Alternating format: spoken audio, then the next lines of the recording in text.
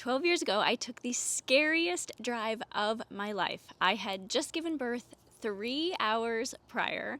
We were leaving the hospital. Before we left the hospital, there were signs saying that we must have your car seat checked. So we were trying to get all the nurses to check our car seat, and they were like, yeah, fine.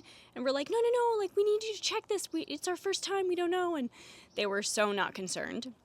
And we're walking out. Jeff is carrying Grayson, and I'm sort of hobbling out. I sit on the curb. Jeff goes to get the car, and it is a beautiful day. So just like today, blue sky, absolutely no clouds in the sky, and it felt so surreal. Like, how is it possible that we walked in as two that morning and we were walking out with a new person? And he was so precious and so tiny. And we loaded him up in the car. It probably took us 20 minutes. We clicked him in just like we had practiced so many times before.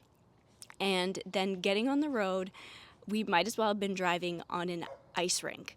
Like, it was perfectly beautiful, dry day. We didn't take the highway. We took the back roads, which took way longer.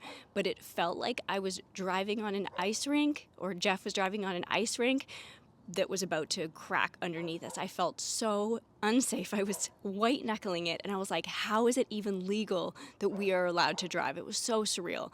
I have never been happier to get home 20 minutes later safely, and I have never stopped worrying about him 12 years later. So happy birthday, Grayson.